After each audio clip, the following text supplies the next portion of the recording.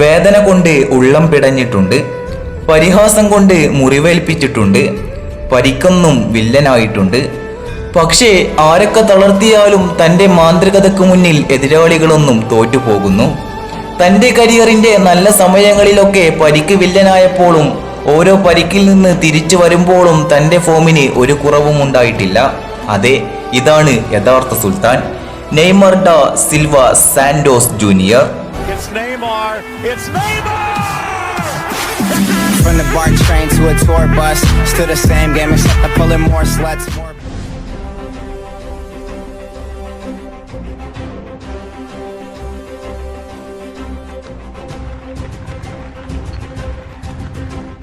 രണ്ടായിരത്തി 2011 മലയാള മനോരമയുടെ സ്പോർട്സ് പേജിൽ വന്നൊരു വാർത്ത ഉണ്ടായിരുന്നു.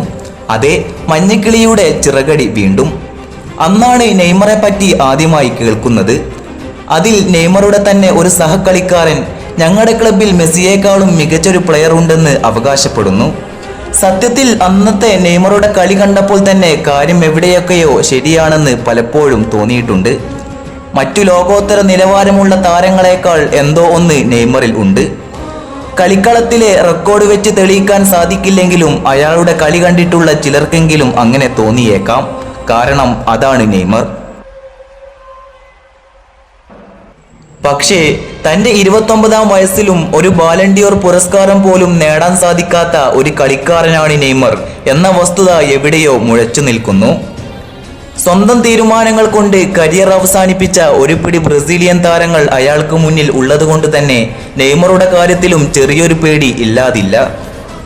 ഇറ്റലിയിലെ ആർഭാടങ്ങൾക്ക് മുന്നിൽ 29ാം വയസ്സിൽ തന്നെ കളി അവസാനിപ്പിച്ച റൊണാൾഡീഞ്ഞോ, അമിതവണ്ണം ആയതിനാൽ തൻ്റെ അവസാനകാലം ശോഭിക്കാതെ പോയ റൊണാൾഡോ നെസാരിയോ, കാമുകി വഞ്ചിച്ചതുകൊണ്ട് മനമടുത്ത് കളി അവസാനിപ്പിച്ച എഡ്രിയാനോ, ഇതാ ഏറ്റവും അവസാനമായി ചൈനീസ് ക്ലബ്ബുകളുടെ പണക്കൊഴുപ്പിൽ യൂറോപ്യൻ ഫുട്ബോളിൽ എവിടെയും എത്താതെ പോയ ബ്രസീലിൻ്റെ തന്നെ ഓസ്കാർ.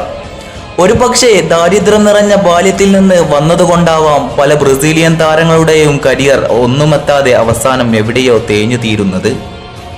പാരീസിലെ പണക്കൊഴുപ്പിൽ വീണുപോയോ എന്ന് കഴിഞ്ഞ 2 വർഷങ്ങൾക്ക് മുമ്പ് അയാളുടെ ചില രീതികൾ കാണുമ്പോൾ തോന്നിപ്പോയിരുന്നു. പക്ഷേ അടുത്ത കാലത്തിനായി അയാളുടെ കളിയെപ്പറ്റി കമൻട്രിയിൽ പറഞ്ഞപ്പോൾ ആ തോന്നൽ മാറി. അതെ, നിങ്ങൾ കഴിഞ്ഞ 2 വർഷം മുമ്പ് കണ്ട നെയ്മറല്ല ഇപ്പോൾ, ഒരുപാട് മാറിയിരിക്കുന്നു. അനാവശ്യ ഡേവുകൾ ഒഴിവാക്കി വളരെ പക്വതയോടെ ഇപ്പോൾ കളിക്കുന്നു. കളിയിലുടനീളം ഒരുപാട് മാറ്റങ്ങൾ. ഇതൊന്നും പെടുന്നനെ ഉണ്ടായ മാറ്റമല്ല, വർഷങ്ങളായി അയാളോട് തന്നെ പൊരുതി നേടിയതാണ്. തൻ്റെ മുന്നിൽ ഡിഫെൻഡ് ചെയ്യാൻ വരുന്ന ഏതൊരു പ്രൊഫഷണൽ കളിക്കാരനെയും എന്ത് ലാഘവത്തോടെയാണ് അയാൾ നേരിടുന്നത്. അതുകൊണ്ടുതന്നെ മറ്റു കളിക്കാരെ സംബന്ധിച്ച് ഒരുപാട് പരിക്കുകൾ അയാൾ തൻ്റെ കരിയറിലുടനീളം ഏറ്റുവാങ്ങി. പരുക്കൻ കളിയിലൂടെ നെയ്മറെ ഒതുക്കാം എന്ന എതിർ കളിക്കാരുടെ ചിന്താഗതി ഇപ്പോൾ ഫലം കാണുന്നില്ല എന്നതാണ് സത്യം. തൻ്റെ മുന്നിൽ എതിർ കളിക്കാരാൽ നേരിടേണ്ടി വരുന്ന പരുക്കൻ അടവുകളെ എത്ര സമർത്ഥമായാണ് അയാൾ ഇപ്പോൾ നേരിടുന്നത്. പരിക്കുകളാൽ വലയുന്ന നെയ്മറെയല്ല ഇപ്പോൾ PSG-യിൽ കാണുന്നത്. ഒരു പക്ഷേ ക്രിസ്ത്യാനോ റൊണാൾഡോക്കോ മെസ്സിക്കോ തങ്ങളുടെ കരിയറിലുടനീളം ഇത്രയേറെ പരുക്കൻ അടവുകൾ എതിർ കളിക്കാരിൽ നിന്ന് നേരിടേണ്ടി വന്നിട്ടില്ലായിരിക്കാം. ഇന്ന് നെയ്മറുടെ ചിറകിലേറിക്കൊണ്ട് PSG ഒരുപാട് ഉന്നതിയിലെത്തിയിരിക്കുന്നു.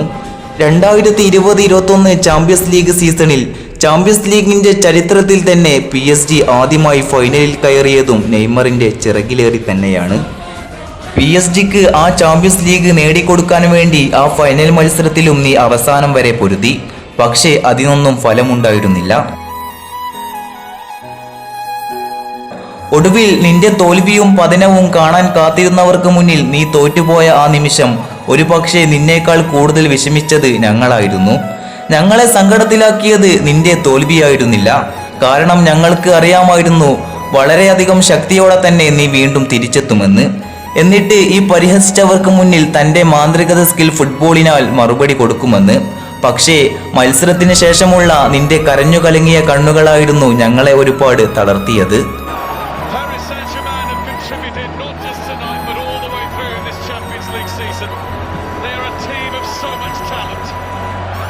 But tonight, Alan, absolutely ruthless they were, and Hansi Flick must be so aware of his